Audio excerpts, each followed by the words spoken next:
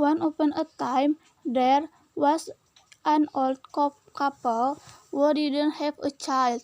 They lived in a small house near the village forest. Please give us a child, they asked God every day. One day, from the household Shinto altar, they heard a cute cry, "Wah, wah."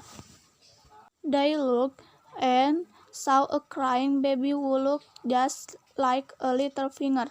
This child must be gift from God. Thanks to God, we will call this child Issumboshi, they said. They raised Issumboshi with much care, but Issumboshi never grew bigger. "Hey Issumboshi, do you want to be eaten by a frog?" Issumboshi was always big, bullied by the children of the village and often went home feeling unhappy. Grandmother would make some big rice bowl and encourage him. "Eat a lot and grow up quickly," grandmother said. One day, Issumboshi said, "I will go to the capital to study and become a respectable person. Then I will come back." Grandfather and grandmother were worried about him, but Issumboshi mind would not be changed, and once began to prepare for his trip. Issumboshi had a needle sword in a straw case, put on a cap for a sad hat, and started out with a hopstick staff. In high spirits, "I am going now," Issumboshi said. Is he safe with such a small body?" Grandmother and grandfather asked. They saw him off. Issumboshi went on the trip with a big Swiss in a small body.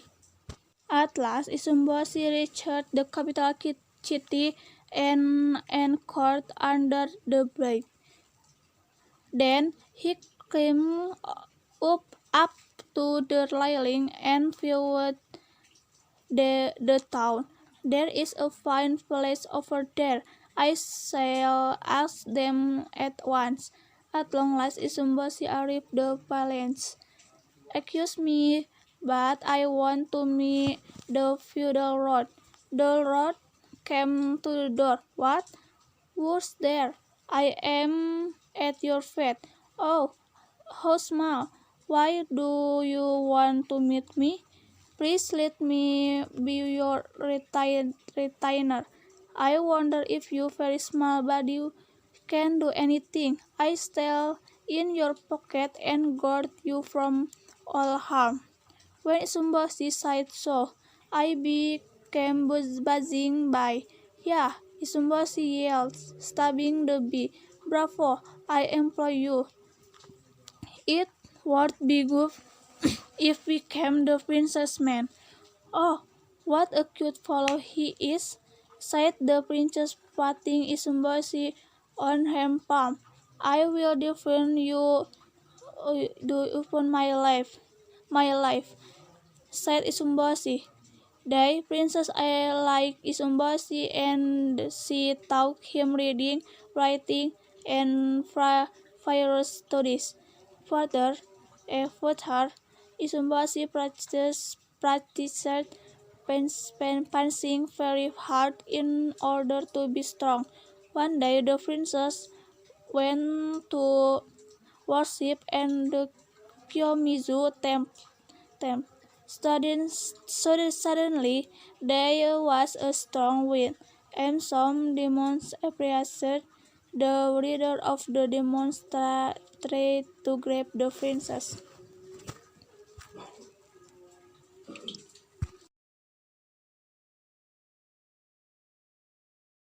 "Help me!" she screamed. Issumboshi tried to help her, but the demon caught him and drew him into his mouth. Issumboshi, who had swallowed jabbed to the demon's stomach. The demon rolled over and spat out Issumboshi. Issumboshi jumped at the demon and stabbed his eyes. The remaining demons were frightened. They ran away in great haste, but on the moon, who was left behind, tempered white, holding the magic hammer. Do you want me to stab your eyes too? Issumboshi asked. Please don't. This is the magic hammer that will grant you a wish. I give you to you, so please spare me. And saying this, the run off in a hurry. Thank you, Issumboshi. Thank you, Issumboshi. You have saved my life. The princess sighed. Princess, please, this magic hammer and make the wish that I may become big. Issumboshi sighed Issumboshi. The princess waved in asked, my Issumboshi become big, and then strangely before her eyes, Issumboshi began to grow. He grew into a nice young man. They went back to place, and the princess asked the king to let her marry Issumboshi.